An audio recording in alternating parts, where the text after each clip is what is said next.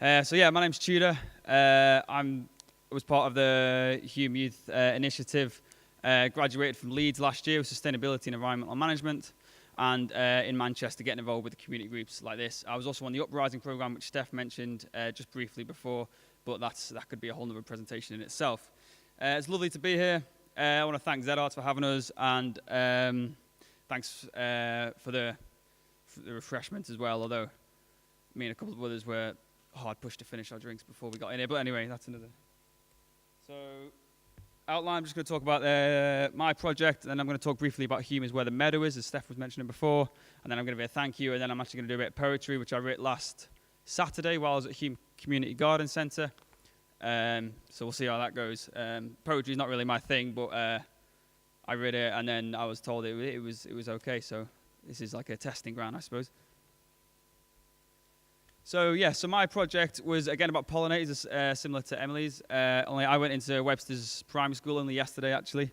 As I said, the focus was on bees, and basically I chose bees. I feel like it's a subject which people can engage with very well. People see bees about all the time, and especially young people, they love the sight of bees. And being in Manchester as well, when I asked them to give me something that they associate with bees, they immediately said, "Oh, the Manchester bee, the community spirit and stuff like that," which was really nice, and it was nice to know that young people had that knowledge already. But not to mention also the need to look after bees in a wider context in the UK with bee numbers declining and stuff like that. There was a whole reason behind it as well. I wanted it to be youth focused, similar vein to most of the work of Manchester Climate Change Agency, the Youth Initiative. I wanted it to be focused on the young people of Hulme so that they can grow and make a positive difference. Which is where this quote comes to mind. I've put that on the board here.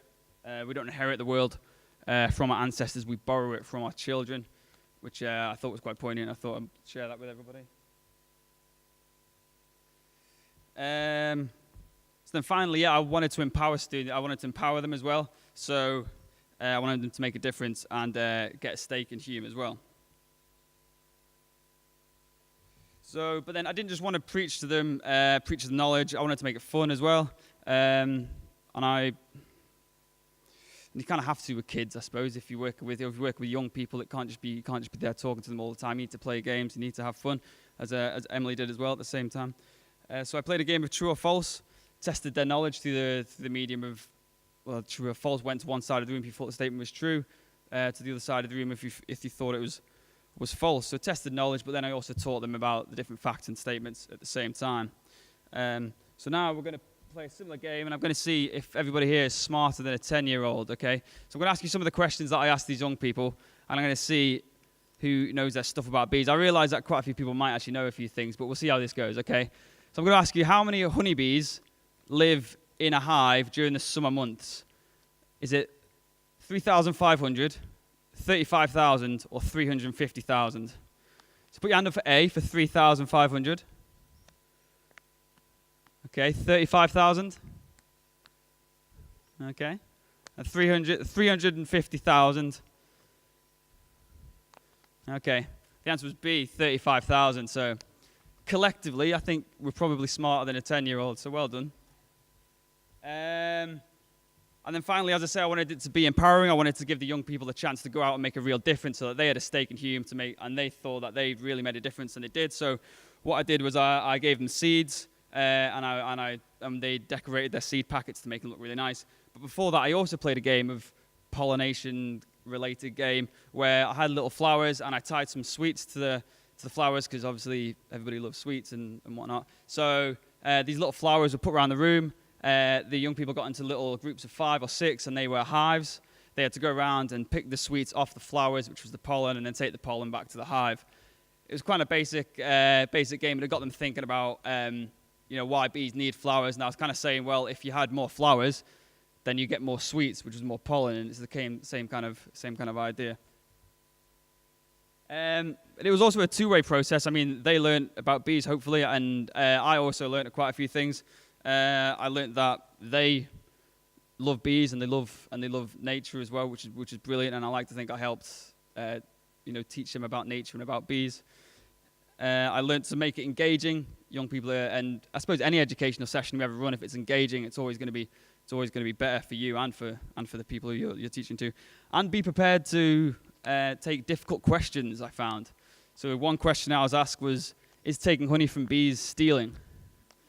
Which I was kind of a bit taken aback by that question, and sort of had to dodge around that one. Another one was, when was the first bee ever born?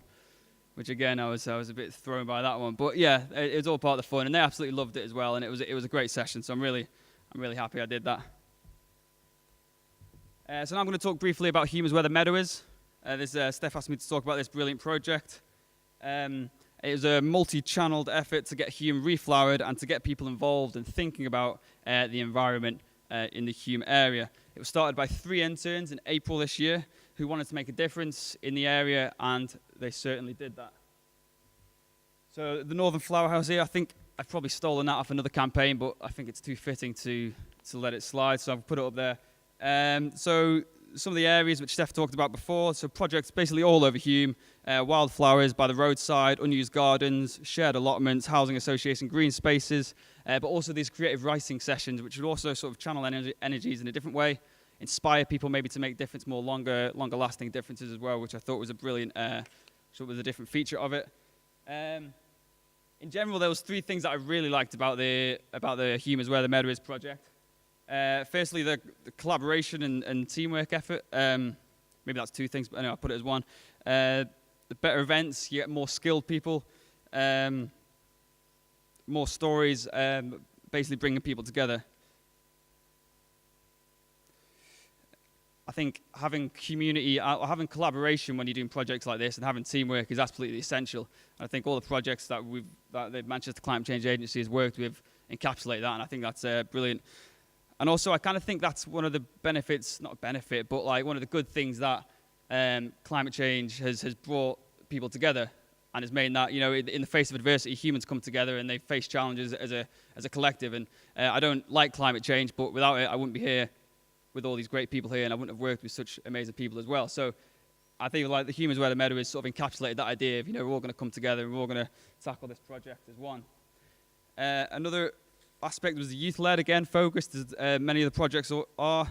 It's quite humbling to think that tens, if not hundreds, of young people are walking around Hulme today with a real drive to improve the area and a real feeling that they should appreciate where they live and that they should help green the place up and make it look really nice. I think that's quite a reassuring feeling as well. Sort of makes the future a little less frightening. And finally, it was fun. Climate change, pollution, extinctions and stuff, it can all be quite negative, it can all be quite depressing. So it's good to have fun sometimes. And it's always good to get involved and meet people and share stories and whatnot, even if it's just to keep us all sane. So climate change isn't fun, but tackling it doesn't have to be. So finally, I just wanted to say thank you to everyone. Thank you to the Manchester Climate Change Agency. Thank you to Steph, Beth, Joe, and Natish for the Hulme's Where the Meadow is project, a brilliant effort, and all those leading projects all over Hulme with the Youth Initiative.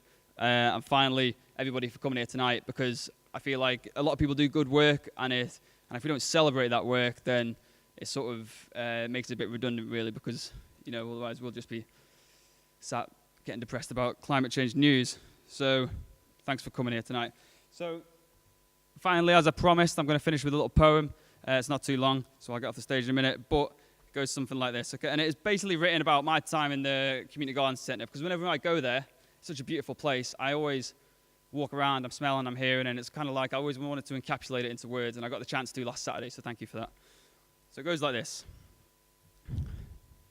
Seeds, smells, and cycles. Pollinators, projects, and passions. Foods and flowers, feeling and healing. Planting, potting, prepping. Coffees, compost, colours and kids, and laughter. Comforting solitude and solid communities.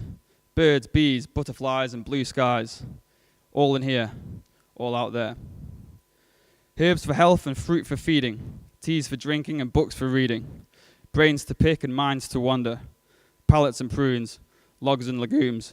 It's all here in this, our Hulme. Thank you, everybody.